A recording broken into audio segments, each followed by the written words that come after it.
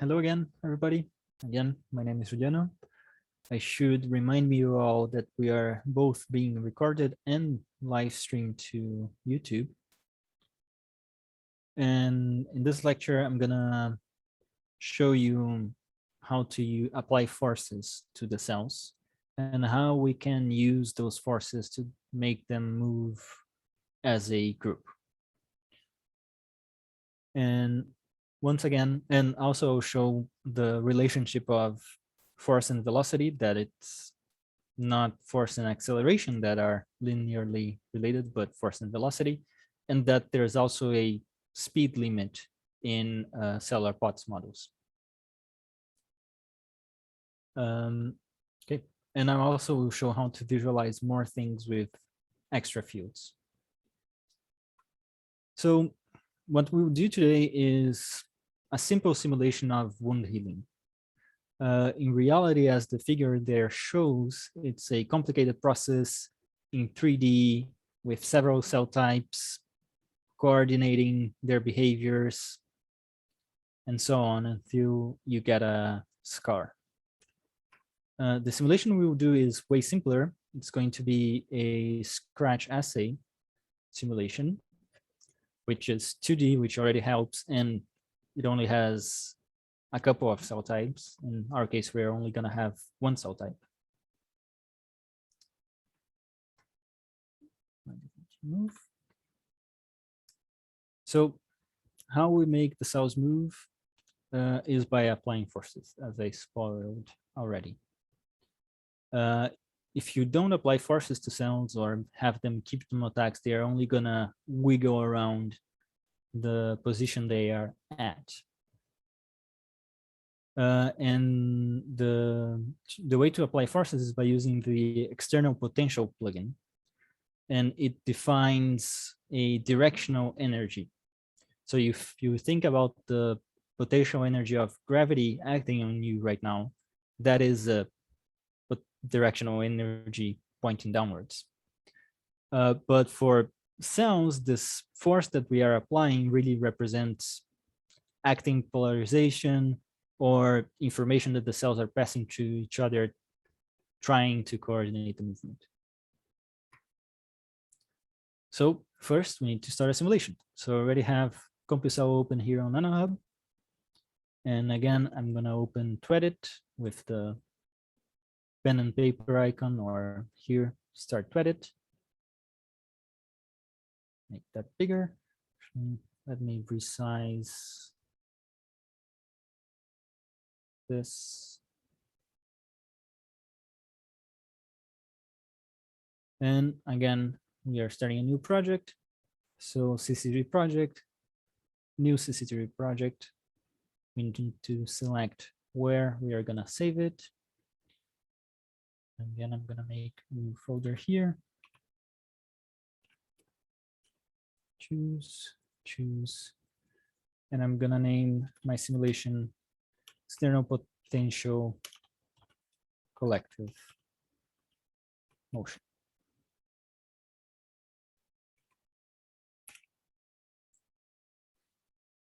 And I hit next here. And in this case, we are going to leave almost everything here by default. Now we are going to use the no flux boundary conditions. I want to show you something different. We will change the copy range to 2. That's just a personal preference, but I think it works best. And we are going to leave the rectangular slab selected. After all, if we look here, the cells start with in 2 rectangular slabs and then move to the middle. Oh, and by the way, if there is some noise on the background, I'm sorry, they are doing landscaping outside. Okay, so that's all for the general simulation properties. Now we are gonna have 2 cell types, one that is actually a cell. I'm gonna call it MOV for moving. And the other one is gonna be a wall cell that we are gonna build around the simulation.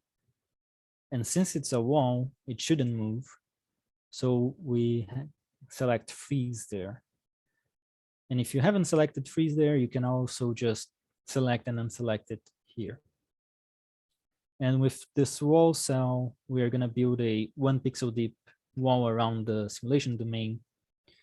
And the reason for that is so that we can actually define a contact energy with the edge of the simulation. If we have nothing there, the contact energy with nothing is 0. And so our cells will be quite sticky to the walls, and it will be hard to deal with that. But by building around a wall around that is a cell, it's easier to control. Okay, next. Again, we are not going to use any chemical fields. That's going to come later on Josh's lecture. And for properties, we are going to have contact as usual, volume local flex. We already have center of mass selected. And here I have cell neighbors, but this is actually a bit outdated when we don't need cell neighbors. And that's it. So if I go back to the start, select where you want the simulation to live, give them a name, defaults here, to here, rectangular slab, moving cell, wall that is frozen, no chemicals, contact, volume local flex, and center of mass. So the difference between volume flex and volume local flex is that volume flex defines the volume constraint on a cell type basis, and the local flex defines the cell volume on a cell basis. So we can have a bunch of cells of the same type with different target volumes. And the pixel copy range 2 is not the neighbor order in the contact energy plugin. It's really unfortunate that both those things have the same name in CompuCell.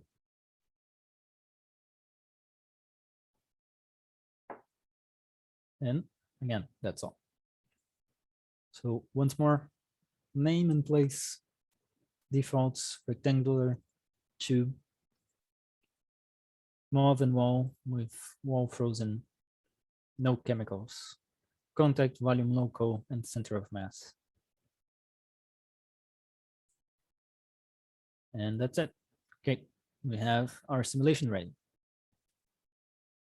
And one of the things is, well, let me just show you. Since we are using volume local flex, I need to open the correct simulation. Since we are using volume local flex, our cells don't start with any volume constraint in actually set. So if I just hit play here, the cells are behaving as foams were, but with some wall cells thrown in to the mix, which we definitely do not want. And here, if we go to the XML, let me show you what's different. The thing that is different here is, well, the wall cell has the freeze here in its tags. And we have, wait, did I?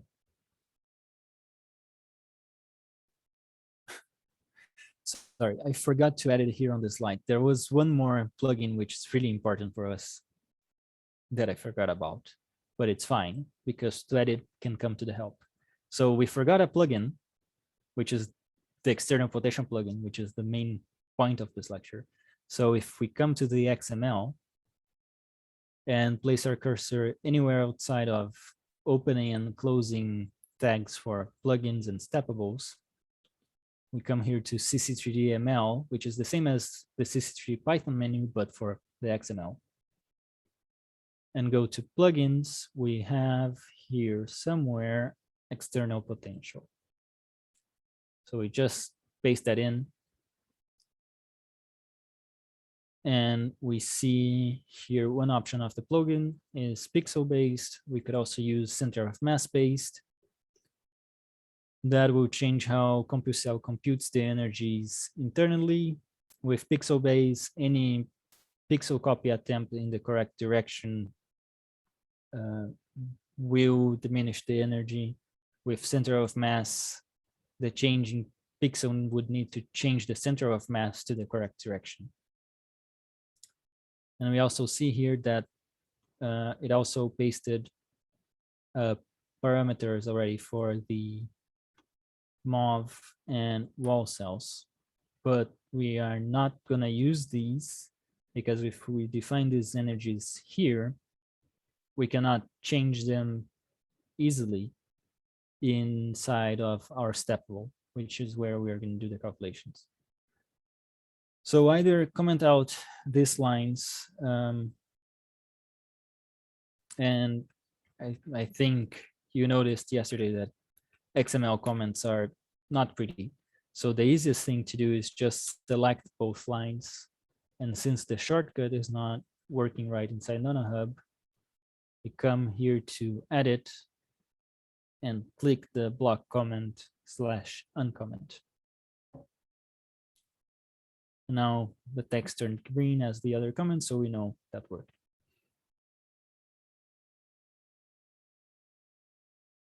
And the other thing I wanted to show is that here we have a bunch of wall cells in the middle.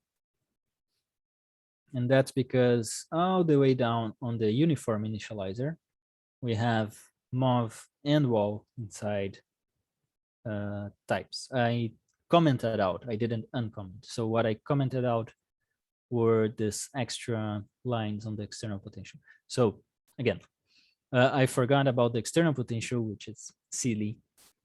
But to edit, we go here to CC3DML plugins and click on the external potential.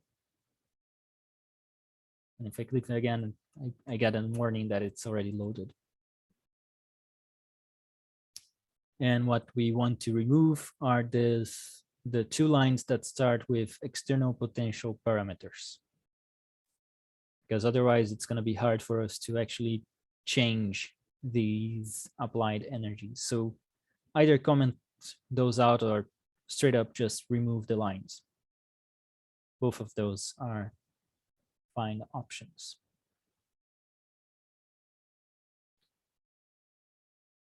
And then down here on the uniform initializer, we only want to have moving cells. So we remove wall from the types.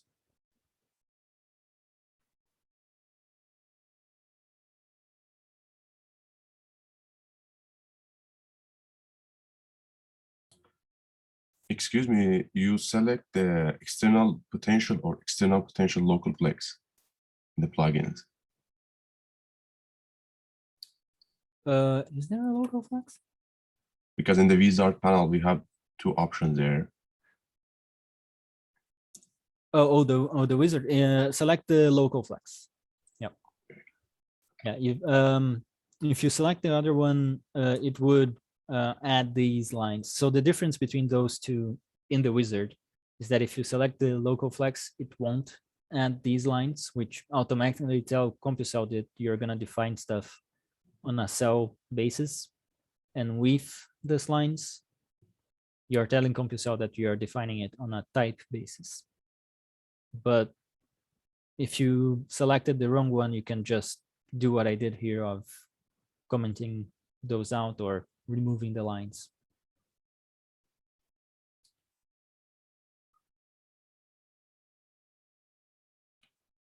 And in the uniform initializer, we removed the white wall type from inside the types tag.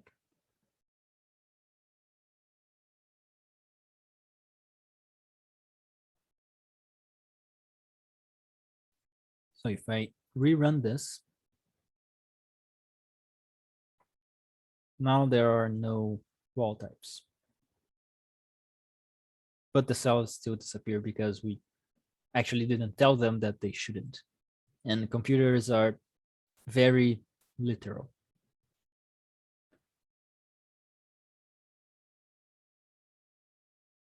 So before we actually keep our cells alive, we are gonna build that wall. And that's very simple to do. We want a 1 pixel deep wall around the whole lattice. So we come to the Steppable file, and in the start function, we ask Reddit how to do it. So we go to CC3D Python, and this is in simulation. And sometimes it's hard to remember where things are, but if you patiently go through, you'll probably miss what you're looking for a couple of times and then find it. And in simulation, we hit build wall.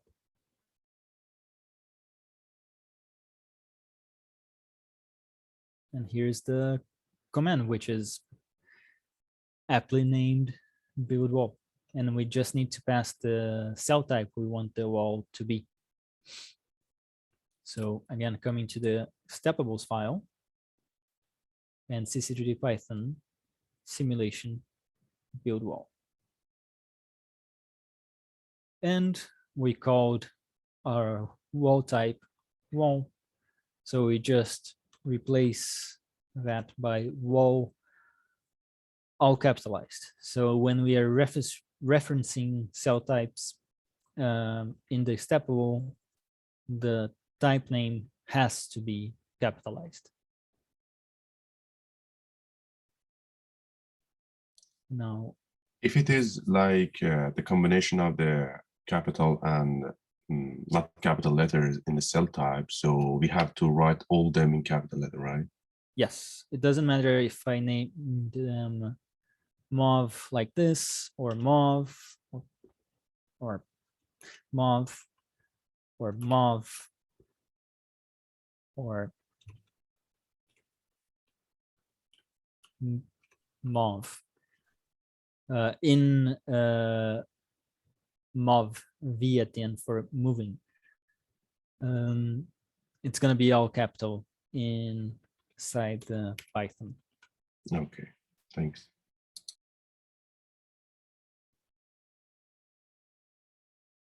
And yeah, I could have called them moving, but mauve is less typing. Yes, they do need to be consistent within the XML. That's another thing. That's why I put it back as it were, because otherwise it would complain down here in the contact and in the uniform initializer. So now I've built a wall. And if I hit this again, and we go, we can see that some yellow showed up at the edges. And since this 1 pixel is kind of hard to see, but if we zoom in,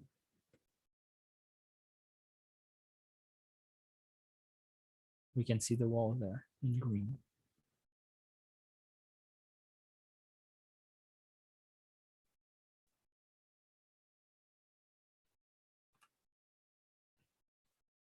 And now, yet again, before we keep our cells alive, we don't want them to be in a square in the middle. We actually want 2 rectangles at the edges, right? So how to do that? Well, here back in the XML, in the uniform initializer, you can notice that there is a region tag here. And there's nothing stopping us from copying the region tag from the beginning to end and pasting it again. And now we can define 2 regions. So the first one, it's going to be the left side rectangle. So we want it to start at the beginning. for x. I'm gonna align my rectangles vertically with a gap in the middle. So x from 0 to, seems I selected 70 before, so I'm gonna take my word as being good. And y, yes. So in here I used 1 and not 0 because we have a wall in the first pixel. So it should be 1 instead of 0 there. And the y should be 55 instead of 56 because of the wall as well. Although I don't think it would be too much of an issue in this case because the creation of cells by the uniform initializer happens before our creation of the wall. So the wall would just squish some cells, which not very good for the cells, but okay for us.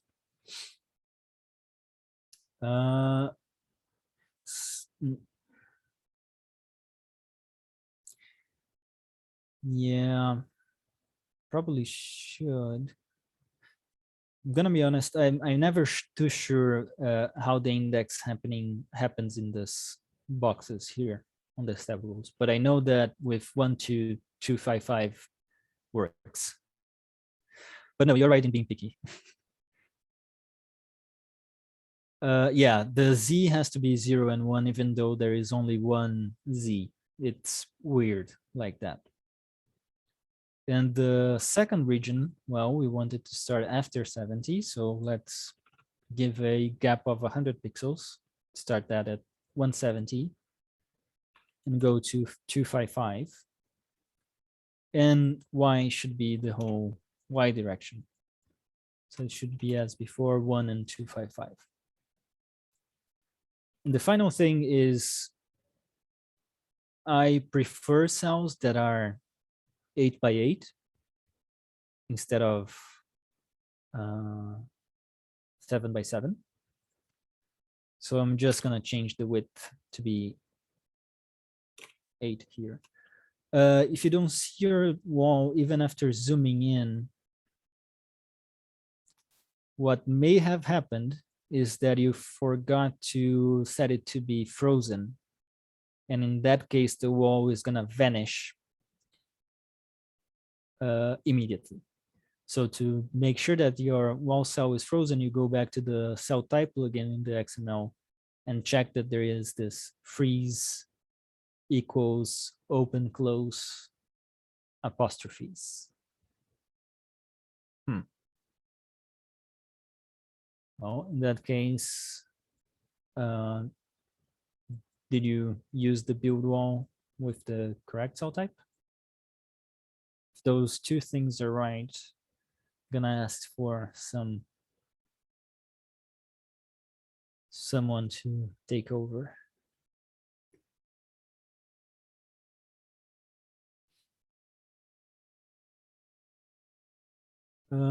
Okay, so now we have our regions, and let's make sure that they are what we want.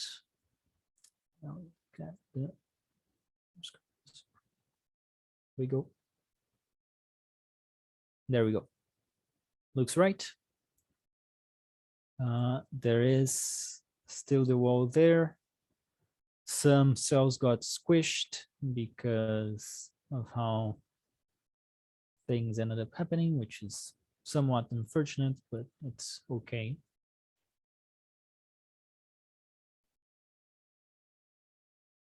To pause at the initial condition, what I'm doing instead of hitting play or run, which would just, start running, I use the step next to the play. And that will do a single step, so we can just observe the initial condition. Okay, so now we can finally keep our cells alive. So what we do is we are gonna add a loop at the start after we build a wall over all cells of type moving.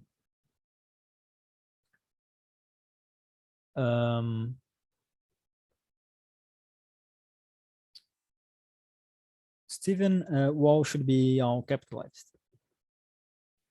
And to visit all cells of a type, we ask to edit how. So C3D Python, we are visiting something, so visit, and all cells of given type. And here we go. And as the pasted code suggests, we can do as many types as we want in this loop at the same time. In our case, we're only going to go over the moving cells. So I'm going to move everything here and put in mov all capital. And finally, I'm going to remove this print here. I don't want to print anything to the console. Printing stuff is actually quite slow for whatever reason to console. It's actually slower than writing to a file, or as slow as, which is weird. And we want to set their target volume and lambda volume.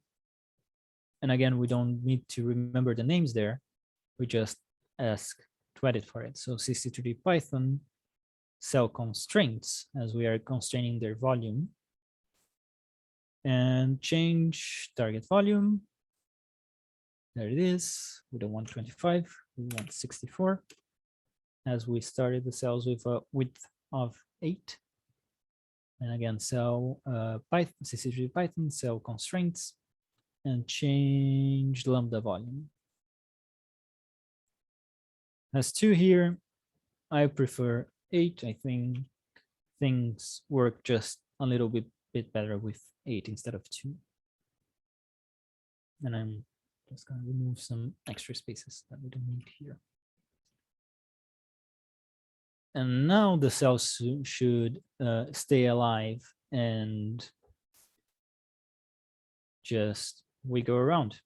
So lambda volume is, so the way that the volume constraint and the surface constraint work is by kind of like springs.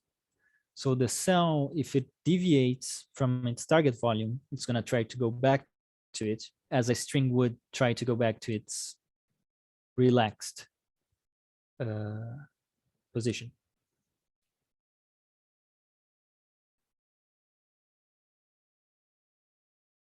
Realize that I may be going a bit fast.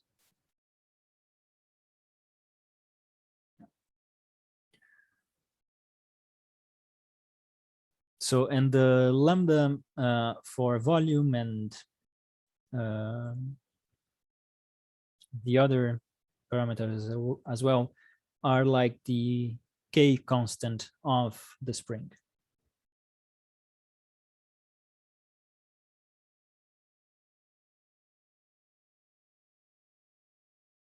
So target volume is kind of self-explanatory. It's the volume that the cells will try to be at, and they try to be at that volume as if they were springs, but a volumetric spring. And the lambda volume is the strength of the spring.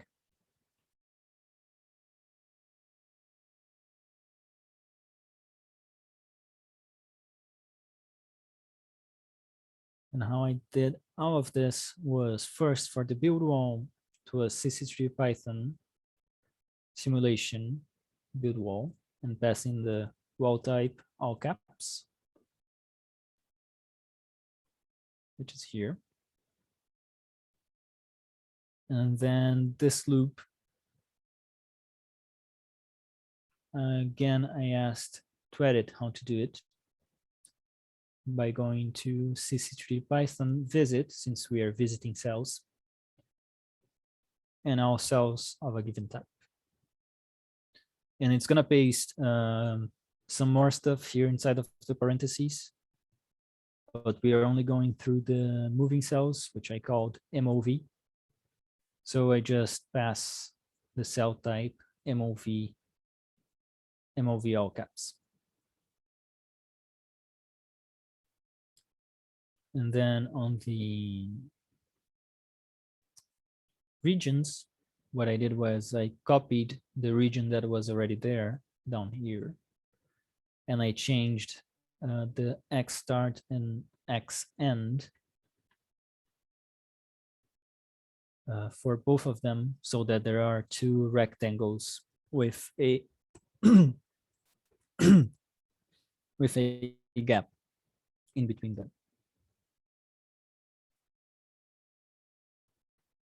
And I also told it that it should only, those rectangles should only contain the moving cells.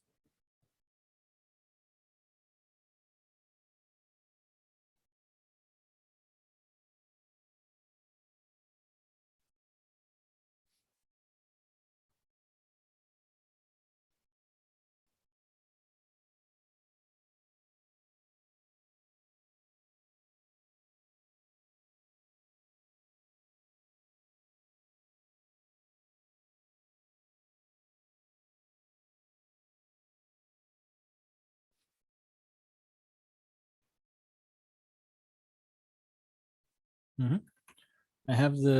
I'm using the same numbers as here on my presentation. So the first region is from 1 to 70 with the whole of y. And the second region is from 170 to 255 with the whole of y.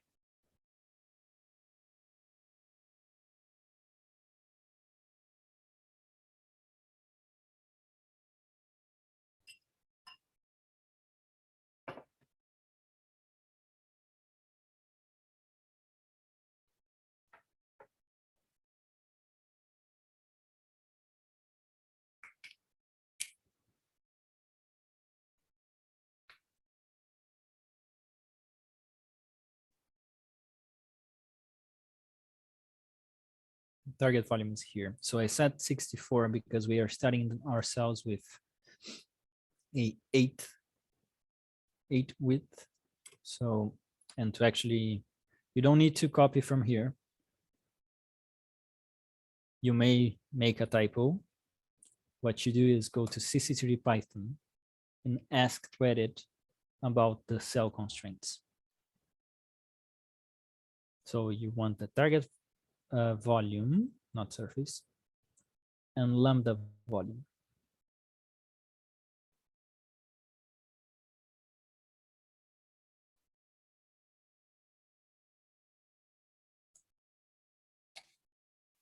When we use self-built wall, does it automatically build the wall all over the lattice, right? So Yes. if we want to make on a specific parts, I mean the wall, then we need to define it in the region part, or? Yes, you could use the region, but if I have time at the end, I can show you how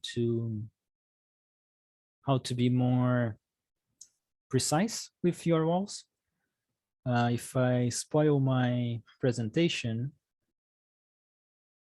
and go all the way to the end, here I built kind of like swimming lanes for cells, and the lanes are walls. So I may show how to do a pattern like this. Yeah, that would be useful. Thank you.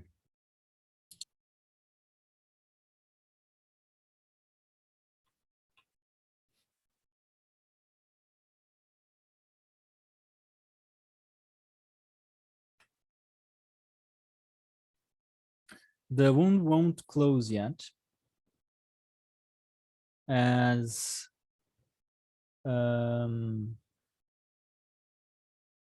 are not actually telling the cells to do anything. They're just wiggling about. We are not pushing them around. So they are just being there, chilling.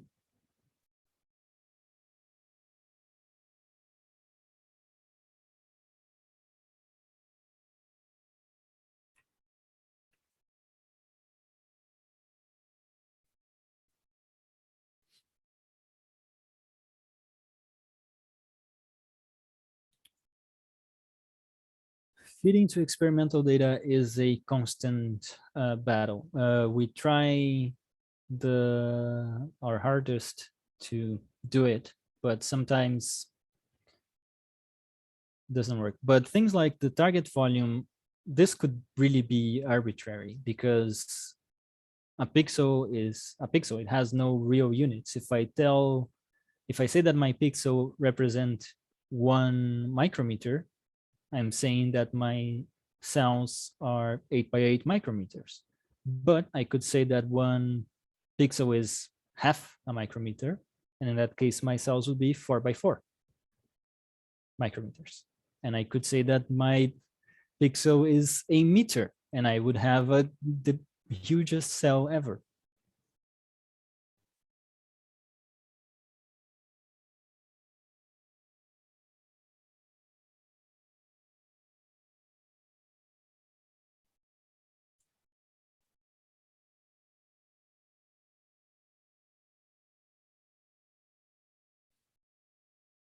Okay. So the next thing that we need to do is actually to, well, select where the cells are going to move and how, at least the initial direction for their movement.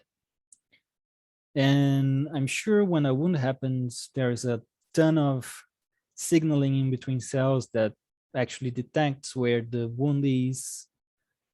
And they actually start coordinating from the start.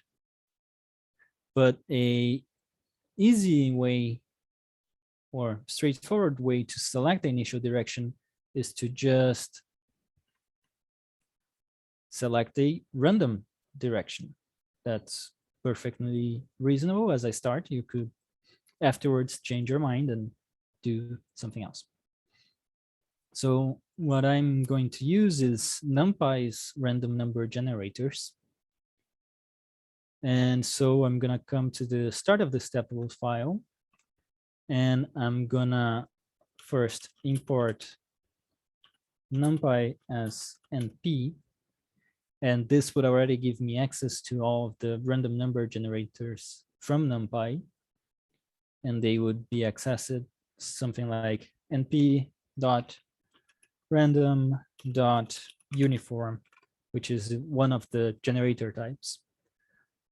But that's quite a bit of typing. So instead, what I usually do is I import those separately by doing from NumPy import random as RNG for random number generator.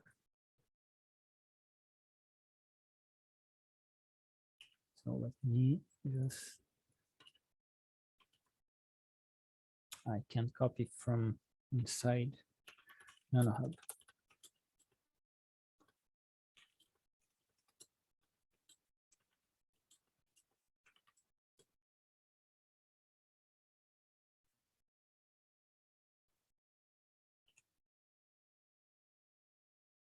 And this way we can select the initial direction that the cell will try to move towards. And we are gonna call that direction the bias, because it's not the direction that the cell will move towards, but the direction that it is biased to move towards. So we need, well, a vector of 2 components, and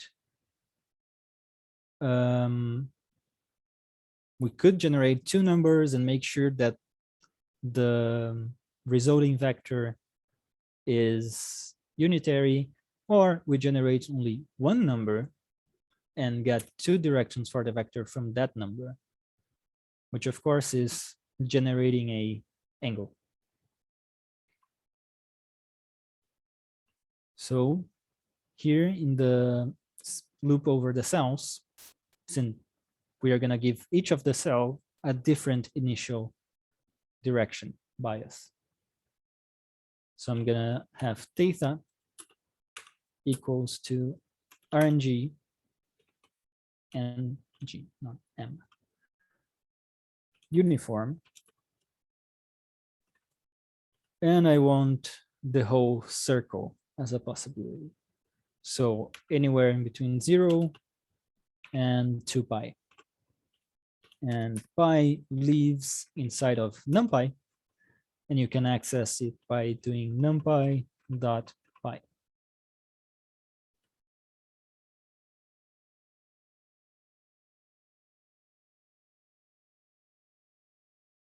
then I can now define my bias, which I'm gonna, there on my presentation, I gave it a long name. Here, I'm just gonna call it bias. And this is going to be a Numpy array, which is similar to lists and tuples, but it makes doing operations to them way easier than with lists or tuples. So it's going to be a NumPy array, so NP array. And to this NumPy array, we have to actually pass either a list or a tuple that will be converted into an array. If we just do the numbers that we want, say 1, 2, 3, I'm not even sure what would happen. Maybe it would throw an error, but it definitely wouldn't be what we want to do. Yeah. So it threw an error. So it's NP array, open parentheses again inside of it. And then the X direction is going to be the cosine of that angle. So NumPy cosine of theta. And NumPy sine of theta. And since we are in 2D, that would be enough. But just in case we want to later on change this to 3D, I'm already going to add a third element here, but I'm going to set it to 0. Now I have to close the tuple inside of the array.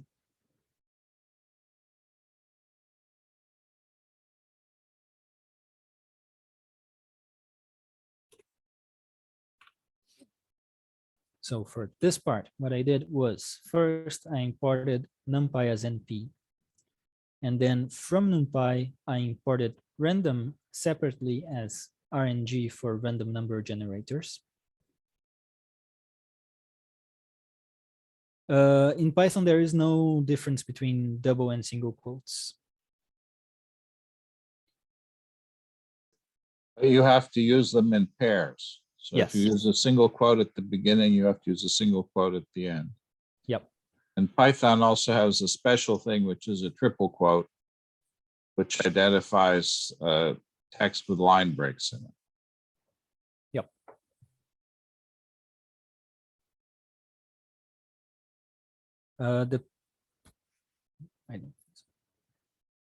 And then the next thing I did was I rolling a 2-pi-sided dice to define a angle for the initial direction. And I'm saving that to theta. And then to get the direction, I'm getting the cosine and sine of theta. I have those inside of a tuple that I'm passing into this function NumPy array that will actually turn it into a vector. So for the iterating over cells,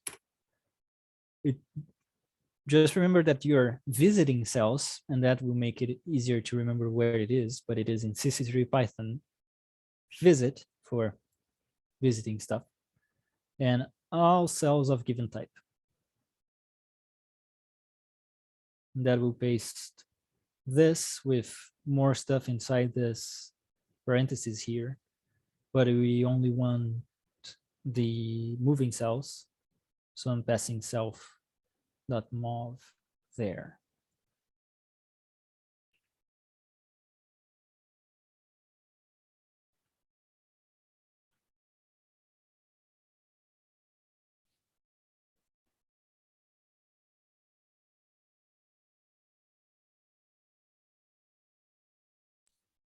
Sorry, why did you use 2 parentheses in the array, NumPy array?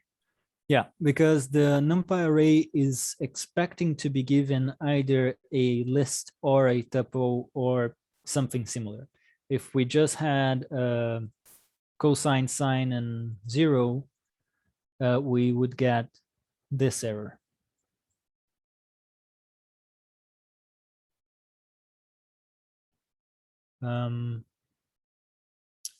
I have this simulation, by the way, zipped here in its final form. And in here, I put in a bunch of links to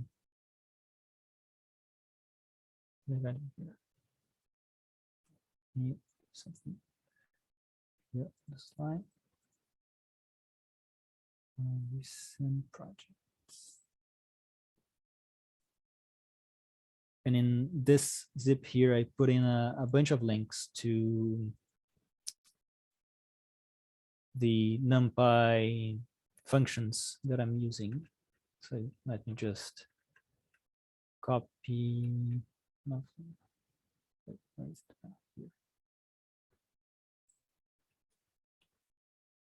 So if you want to read more about Numpy arrays, there's the documentation.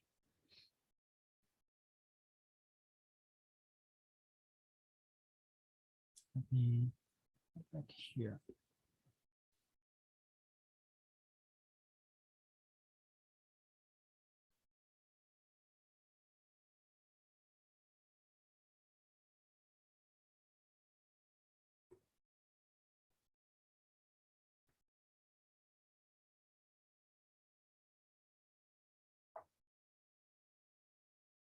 Yep, Iman's explanation is 100% right.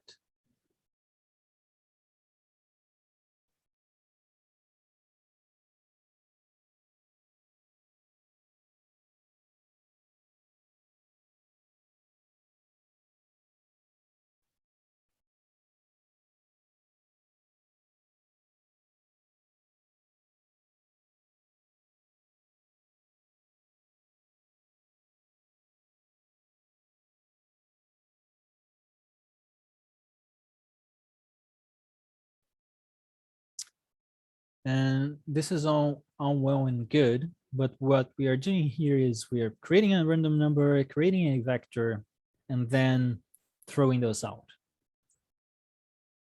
We can make cells remember information that is relevant to them by using cell dictionaries.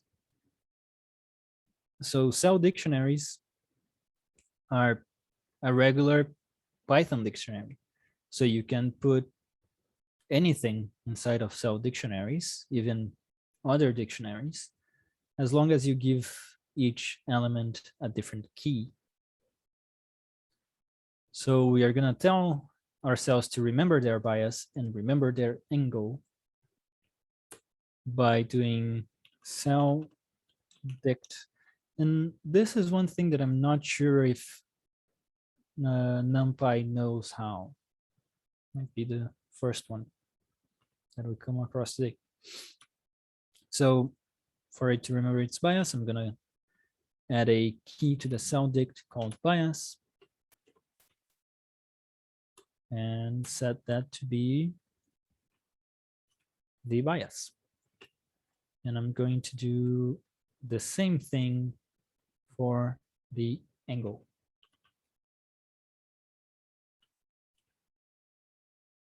So now each cell remembers their bias and their angle.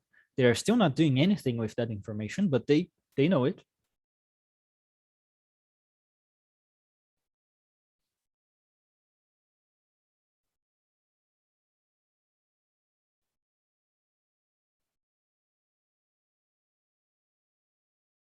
No, they are not reserved properties.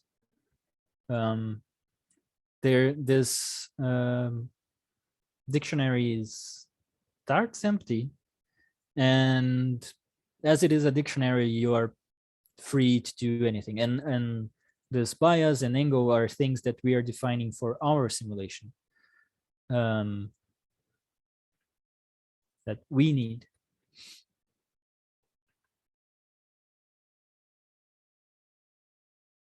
There is a thread knows how to do cell dictionaries. So it's CC3 Python cell attributes access modified dictionary attribute. I mean, maybe it's worth emphasizing that the built-in cell dictionaries are one of the most powerful things that you've got in CompuCell. Yes, Because it means you can attach any kind of attribute. For example, if you wanted to keep track of the lineage of a cell, if you were doing a cancer simulation, and so you wanted to build a list of the ancestor of the cell, the ancestor of that, the ancestor of that, you could put that as a dictionary entry. Yep. If you want to calculate the previous coordinates of the cell and in time to calculate the history of the velocity of the cell, you can do that as a dictionary entry. You'll also find that we use dictionaries to communicate when we want to connect subcellular models written in SPML, MABOS, or antimony with CompuCell. And that's also quite powerful. There's also a free-floating dictionary which belongs to the simulation as a whole. And the advantage of using that is that the information in that dictionary is available across steppables. So if you put information into that dictionary, it effectively globalizes it and makes it available to everything in wherever you are in the simulation. Yep, here. We are not going to use it here, but say, say we had more than one steppable when we had one that just initializes all of our parameters, but we are only going to use them in another steppable. We could come here to CC3 Python simulation and here shared steppable dictionary. And again, this is a dictionary, so you just give it a key and a value, and it would be accessible to the rest of the code.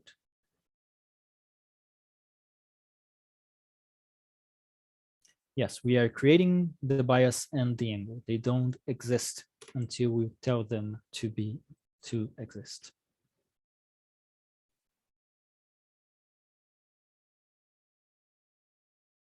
And now we are finally going to apply this bias to do something, because as I said, the cells know that information, but okay, what do I do with this?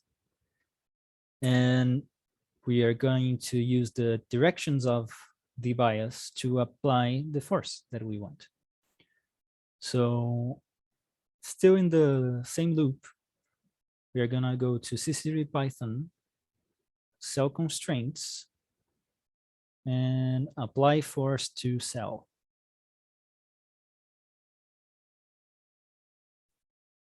So again, CC3 Python, cell constraints, first one, apply force to cell.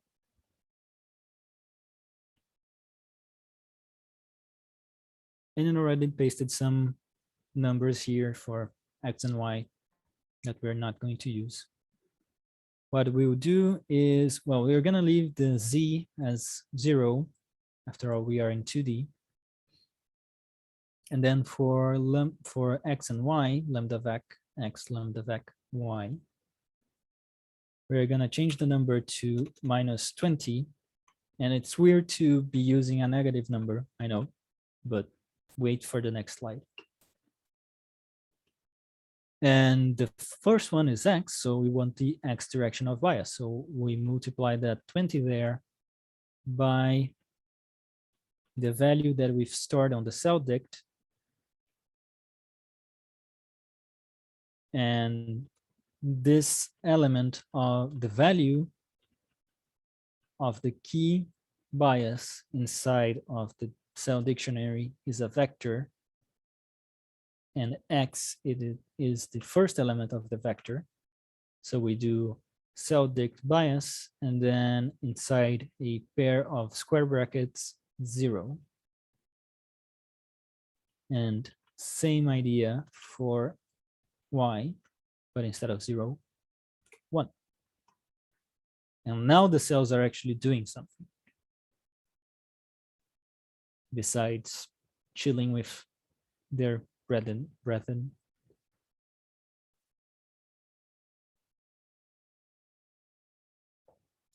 So if I go back here and hit play now, and we go.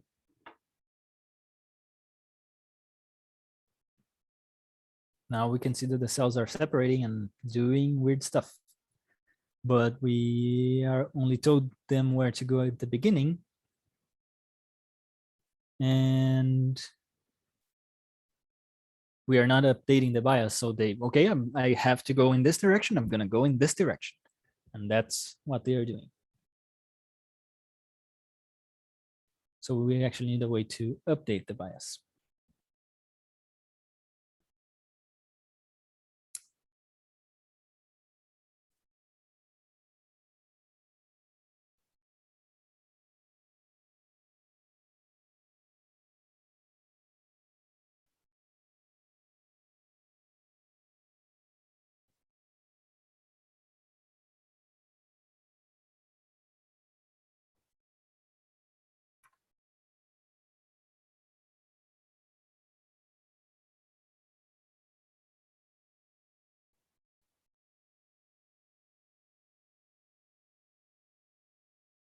I could have done it under step, but it's best practice to initialize stuff at the beginning. So at the start. And if I had just used this loop on the step for every time step, it would set the target volume, set the lambda volume, create a theta, and the update to bias would be random. So I would have to put this loop inside a if statement in the step function. So it's just easier and better practice to do it inside the start function. Maybe we need to apply the forces inside the simulation, like after 1000 Monte Carlo step. So can we have access to the dictionaries once we define it in the step function? And I mean the start function, then we use them in this step. Yes, yes. The cell carries its dictionary around wherever it goes, and it remembers its dictionary wherever it is. So this is also an easy way to set parameters in one steppable and use them in another, because the cells remember. Oh, you mean that we don't need to define the steppable variable that you said before in order to have access in the cell dictionaries in the other steppables? Yeah, no, each cell remembers the whole of its bias, its dictionary everywhere. Okay. Yep. And TJ made a good point in the chat, which is one thing you do want to be careful about when you're adding things to dictionaries is that you don't want to add complex objects like cells to a dictionary. It's okay to add a cell ID when we get to attributes. Cells, each cell has a unique index, cell.id, which tells you the number of the cell. It's okay to add the cell to the dictionary, a cell ID to the dictionary, but you don't want to add a cell object to a dictionary. That can cause problems. yep. And yes, Farnoosh, that's exactly the reason, to make accessing and changing this data easier. It's 0 in X because, well, bias is a tree length vector, and the first element of the vector is the X direction, the X length of the vector, and the second is the Y length of the vector. And Python is 0 indexed. So the first is 0 instead of 1, which is a common thing in computer science. And even though I deal with it for over 10 years now, I still don't like it. The reason for the negative here is because we are defining energies in CompuCell pretty much always. And the relationship between energies and forces is that force is the negative gradient of the energy. So if we say this, instead of bias 0, we just had minus 20 here and minus 20 here, it would mean that the cell would move in from down here, 0, 0, all the way to the top here. But if we had 20, 20, it would be the reverse, from max x and y to 0.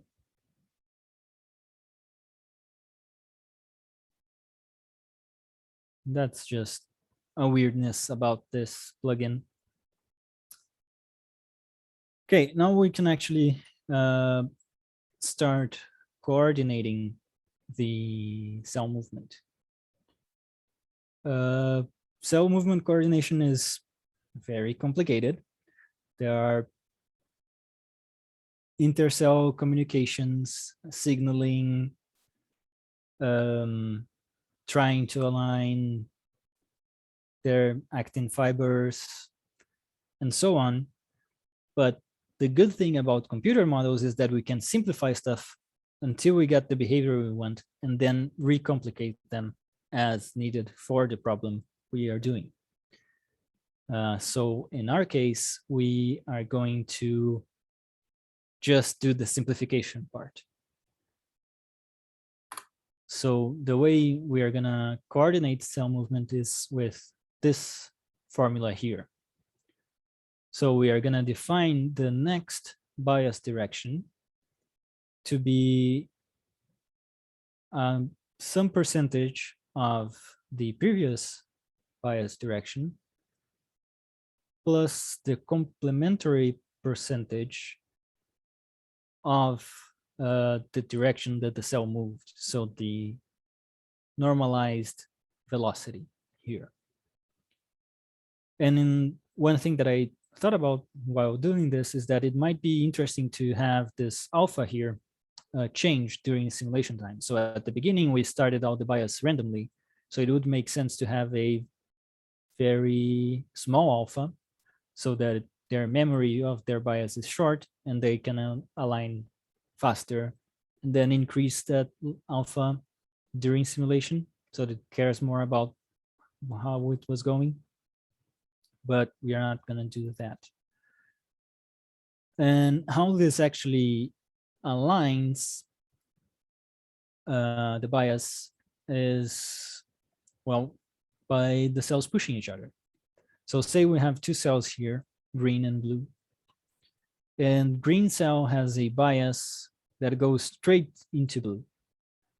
Well, it can't really move there. I mean, it will push the blue cell a bit, but it's going to be hard. So its movement is actually going to be somewhat to the top instead of going here. And when we update the bias, we are going to make the new bias shift a little bit towards the velocity before, and so on. And when we have however many cells are here, which is 641, then they will coordinate. They will end up coordinating. It's not without much fuss. So first thing we will do is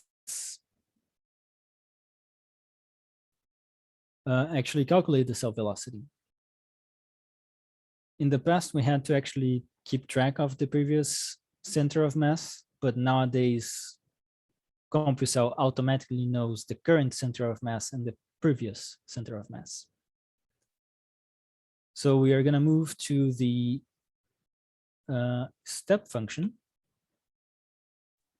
and we are going to change this loop. So and this actually happened to me. Well, let me do it and show you why it won't work.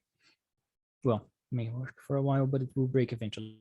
So if I just keep this loop over all cells, eventually things will break, because we want to update the bias inside the cell.dict of a cell that doesn't have a bias inside its cell.dict. Why? Because in this loop at the start, we went through the moving cells, but we have one cell that is not moving, which is the wall. So we actually have to change this loop here to be over only the moving cells. So I'm just gonna remove it in its entirely. And I'm gonna again ask to edit how to do the visiting and go to CC3 Python, visit all cells of a given type. Or I could have just, gone to my loop in the start and copied the for, which is also fine.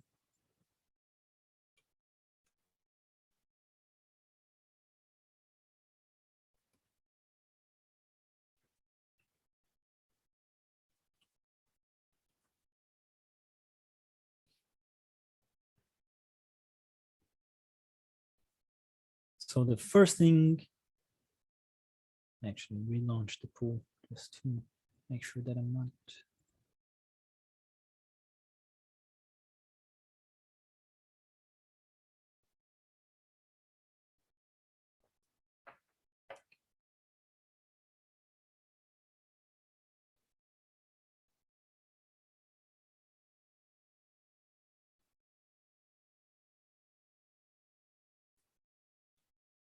Fair enough.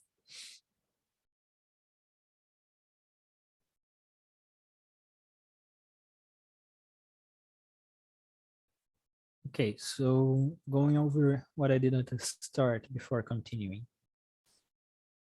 With build a wall, a simple function, we just, pass it in the wall type. We are going over our moving cells. We are setting their volumes and their volume constraints, both the target and the lambda. Then I'm rolling a 2-pi-sided dice. Well, actually has way more sides than that. So a random number generator uniform is going to create any number in between 0 and 2-pi here. And then with this random angle that we've created, I'm calculating its cosine, which will give us the bias direction in X, and its sine that will give us the bias direction in Y. We have those two and 0 just in case we want to go to 3D later. Inside a tuple here, you see the parentheses here and here. And that tuple is being passed into the function Numpy array, which transforms a tuple or list into a Numpy vector or Numpy array. And the reason for that is just that dealing with Numpy arrays for doing mathematics is way easier than dealing with lists or tuples.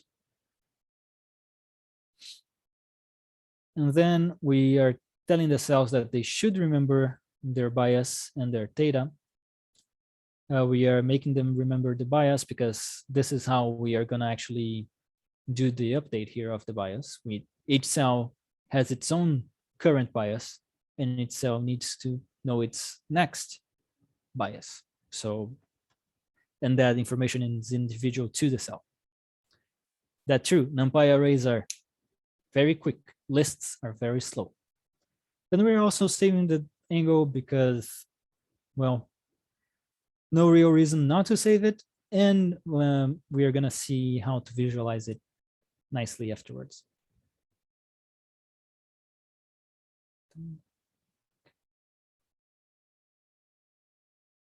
Okay, so updating. Yeah. So in this step, we're going to add the velocity formula in this step. We are again going over all of the moving cells. I'm going to remove the sprint here, and I'm going to create a new cell dictionary called velocity. Need to remember to close my strings. And again, we are going to create a tuple that we are going to pass to a Numpy array. So we have here the array, and here the tuple will create. And in here, let me just go to the previous slide real quick. What I want is cell attributes, and I want to know its center of mass.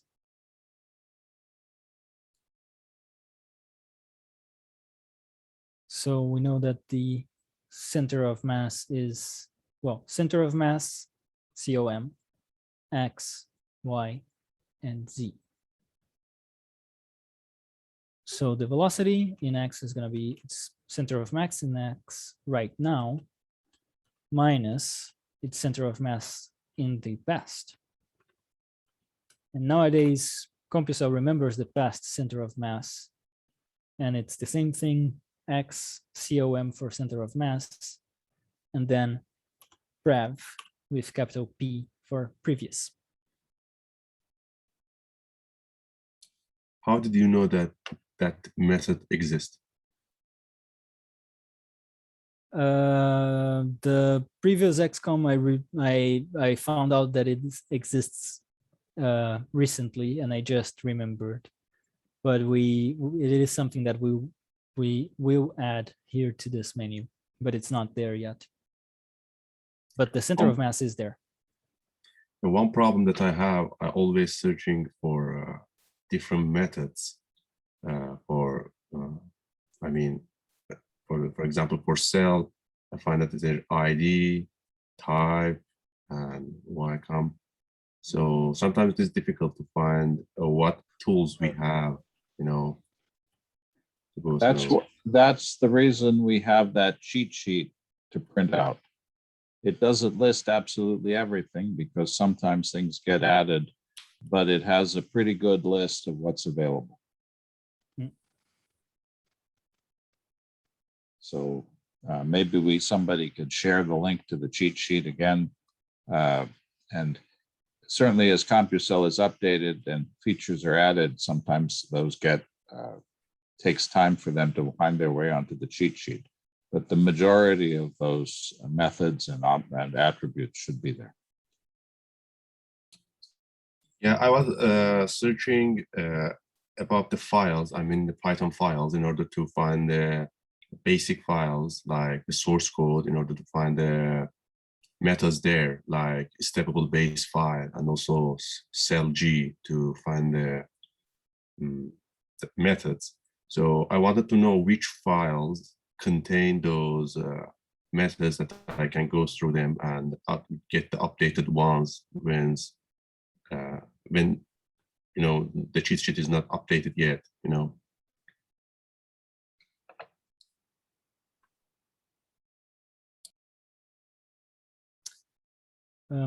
I'm adding the 0 just in case we want to transform this to 3D later on. And Javid, I think it's best you talk with DJ on a breakout about that stuff. So now we have part of the things that we need to actually update the bias. We have the velocity, but we actually want the normalized velocity. And that's easy to do with Numpy as well. Oops. So here, if I do the norm, that will give us the direction. I can just do cell.dict velocity. And in here, I'm going to put a column.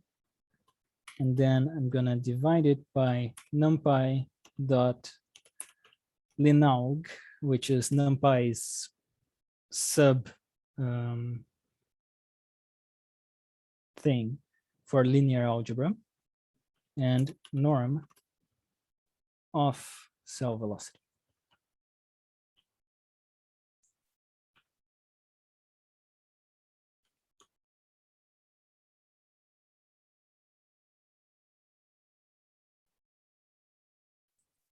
And here the colon means for every element of this vector.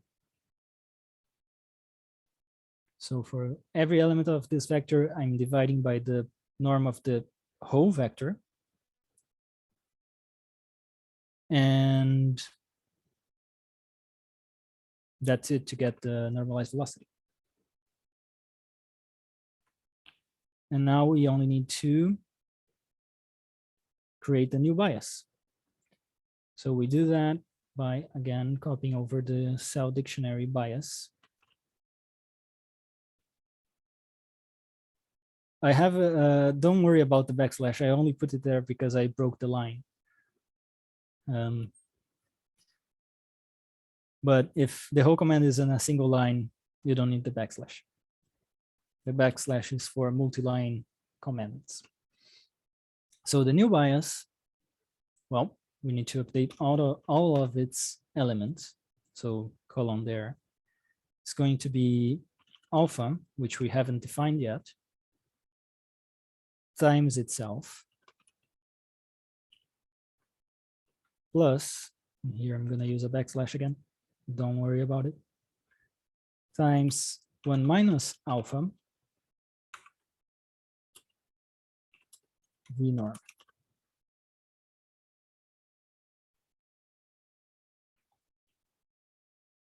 And v norm also, we need the column for every element. So an alpha, as the formula implies, should be in between 0 and 1. So let me just declare alpha before the loop here to be, what did I use?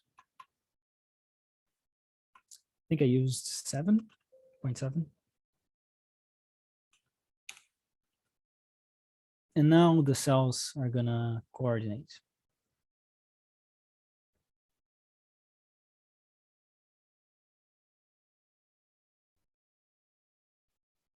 You can see that they're still struggling, but they're now more cohesive.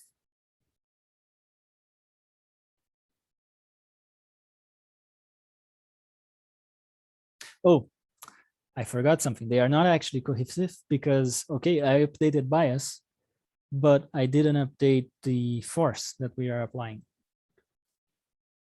And again, the finished product here is available already on the Google Drive.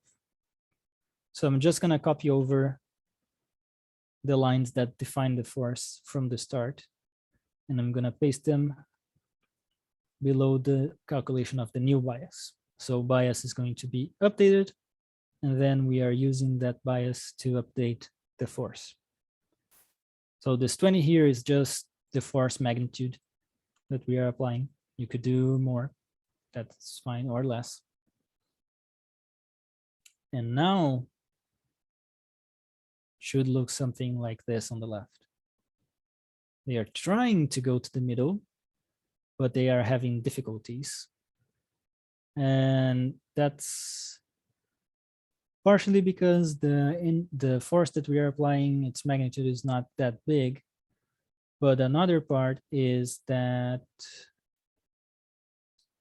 our contact energy from moving and moving cells is a bit low, so they are too sticky to each other. So if I bump that to 25 now, we can see that they actually can let go and fill in the void.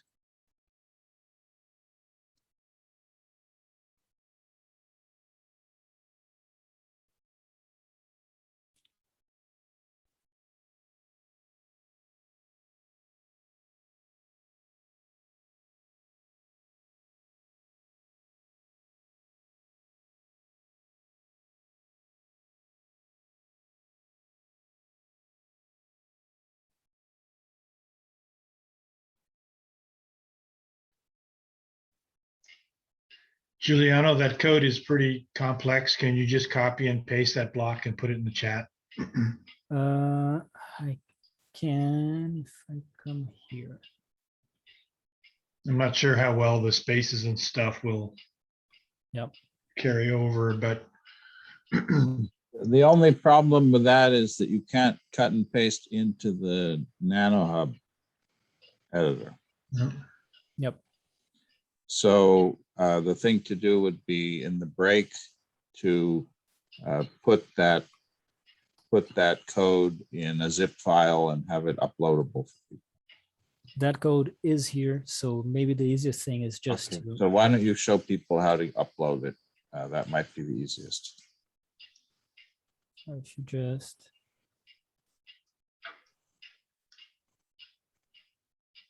Somebody says that you say that they figured out a way to use paste in NanoHub. Thank you very much for discovering that. Let me see if I can do copy and paste to outside the NanoHub with that. Copy here. Now.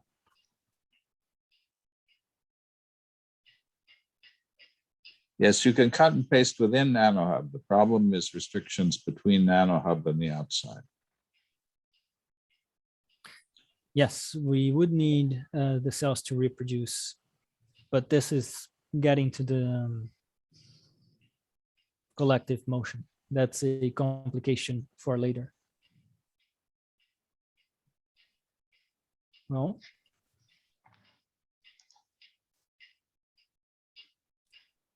I needed to copy this over back here because bias is just as an element of the dictionary. It does nothing. It's just information. So we have to apply the force, we have to define this lambda vec XYZ. And it's XCOM rev, not rev. Yeah, so this line here updates the dictionary. This line updates the force.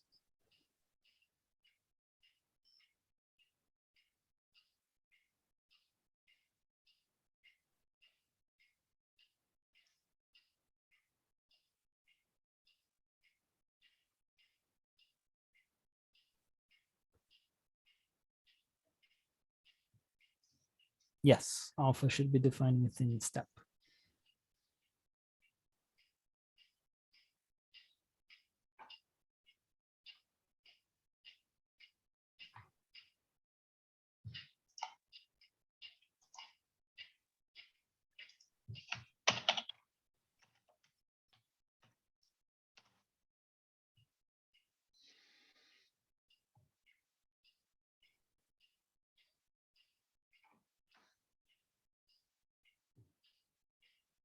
And while you copy what I'm just gonna say is go over the force velocity relationship. This I wouldn't have you code anything anyway, but here we have the Tokyo 2020 Cell Olympics with a bunch of cells swimming.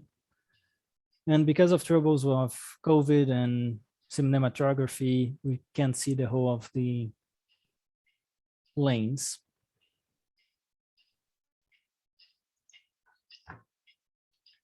Yeah, if you change it in play, it goes back to 10 every time because the energy is actually defined here. So you need to bump up the moving energy here to 25. But yeah, the cells obey Newton laws, as do all objects that are not supermassive or super tiny. But their environment is exceedingly viscous. So what ends up happening is that if a force stops being applied to the cells, they pretty much instantly stop. So what happens is that force is proportional to the velocity.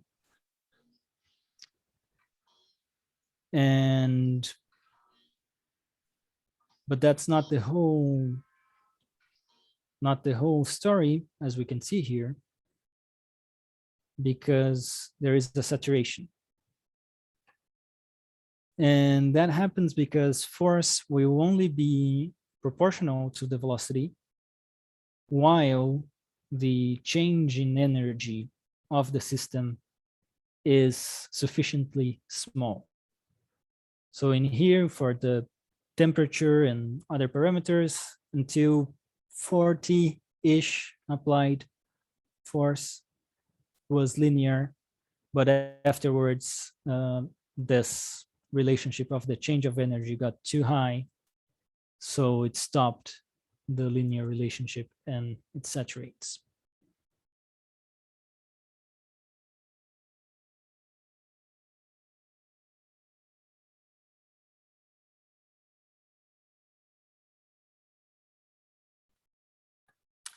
And this simulation is also on that same Google Drive. I mean, it's all under student materials, demos for students, demos for day 2, module 2.1. And we have 2 zips there.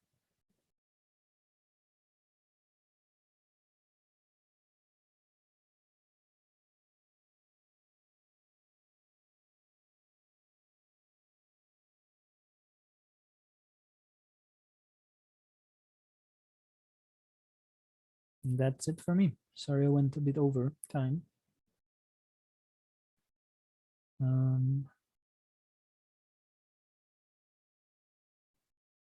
And yes, I could help people that are getting stuck on stuff now. We go to a breakout.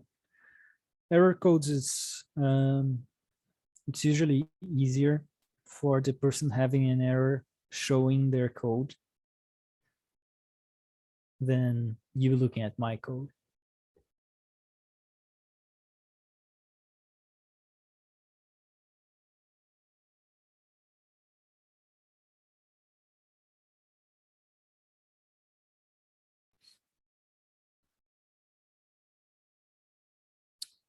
Well, you'd probably fit your parameters to, I don't know, the cell velocity in real life, or their mean square displacement in real life. That's an excellent question. Yep. Cell tracking is a tricky problem. Yep. And it's gotten much, much better in the past few years as AI methods for doing cell segmentation have improved. And Gilberto Tomas, who will be lecturing later in the course, has done a lot of work on the statistical analysis of cell trajectories. And so I strongly encourage you to take a look at some of his papers on that. Maybe I can share those in the chat. And also ask him that question because he's thought a lot about it. And TJ is also working with a group which is doing quite extensive cell tracking, and he might have some good ideas about that too.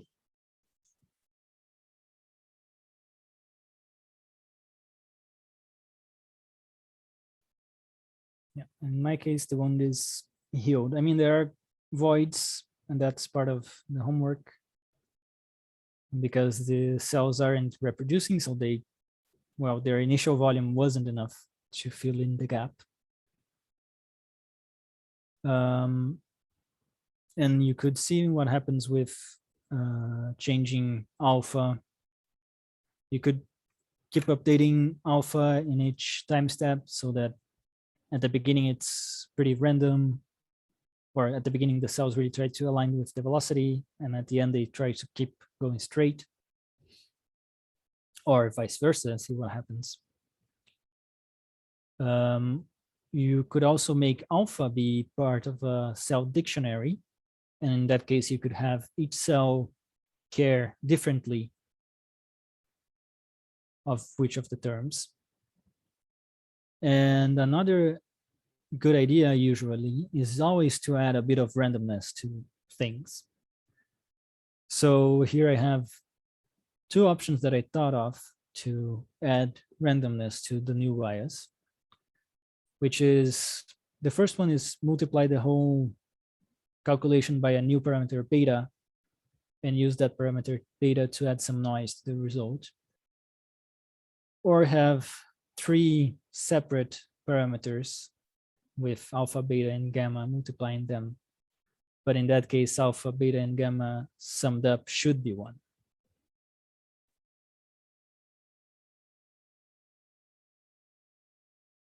Otherwise, your bias will not be unitary anymore. So it won't only define a direction. It will also do other stuff.